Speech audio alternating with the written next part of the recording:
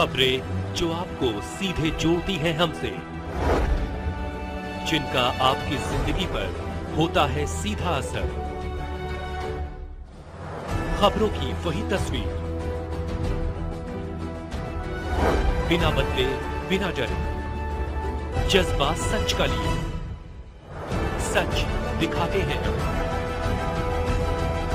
ग्वालियर में दोपहर बाद एक ट्रांसफार्मर में धमाके के बाद इलाके के घरों में बिजली का करंट दौड़ गया, जिसमें एक परिवार के मां, बेटा और बहू करंट में बुरी तरह झुलस गए, तो वहीं कई घरों के विद्युत उपकरण भी खराब हो गए। झुलसे परिवार को तुरंत ग्वालियर के जयारोग्य चिकित्सालय में भर्ती कराया गया है, जहां उनकी हालत फिलहाल खतरे से बाहर बताई गई है। घटना की जानकारी मिलते ही ऊर्जा मंत्री प्रद्युम्न सिंह तोमर अस्पताल पहुंचे और पीड़ितों का हालचाल लेकर प्रत्येक घायल को 40-40 हजार रुपए की आर्थिक सहायता की घोषणा की, साथ ही मामले की जांच के निर्देश दिए। जो भी दोषी होंगे उनके खिलाफ कार्रवाई की जाएगी। बिजली कंपनी के अधिकारी भी अस्पताल पर पहुंचे और मामले की जांच करने की बात कही। ग्वालियर से जतिन कुशवाहा की रिपोर्ट। बाइट हरिमोहन राठौर, प्रत्यक्षदर्शी और परिजन। बाइट अधिकारी बिजली कंपनी। बाइट प्रद्युम्न सिंह तोमर, ऊर्जा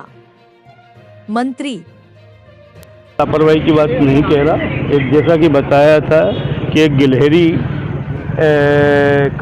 उस पर चढ़ी और हमारे एवी स्विच का इंसुलेटर बस्ट हुआ, और इस इंसुलेटर बस्ट होने के बाद करंट न्यूट्रल में जैसा कि करंट आया है और जिससे ये एक्सीडेंट हुआ है उसका कारण पता लगा रहे हैं, और उसके बाद में ही हम बता पाएंगे कि यदि हमारे यहाँ की लापरवाही है या एक अनफॉर्चुनेट घटना है, उसके बारे में बता। मंत्री जी आए थे जी, क्या कोई डायरेक्शन दे रहे हैं? नहीं, मंत्री जी आए थे, वो अपने मरीज को देखने आए थे। हम लोग भी मरीज से देखने के लिए आए हैं, और क्योंकि कोई भी एक्सीडेंट होता है तो उसमें एक्सटेंट क्या है, कितनी घटना में उसको चोट आई है, वो चीज़ें हम लोगों को भी एक रिकॉर्ड रख के ऊपर रिपोर्ट करना होता है। उसके साथ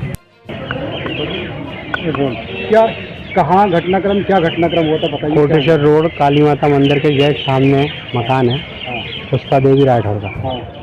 उनको सवेरे करंट लगा था। करंट इसलिए लगा कि हाई टेंशन लाइट टूटने से डीबी में करंट आ गया। तो करंट कटा नहीं तो पूरे कॉलोनी में करंट पहुंच गया, 10-12 मकानों में भी पहुंच गया। और इनकी दुकान और मकान पहले पड़ता है। उनके मकान में जैसे उनने आया तो उनके यहाँ एक पपड़ी की मशीन है, उनने पपड़ी निकालने के लिए हाथ डाला। 6 बजे की 6:30 बजे की बात है, तो एकदम बहुत चिल्लाई तो उनकी बड़ी बहू ऊपर से चाय लेके आई।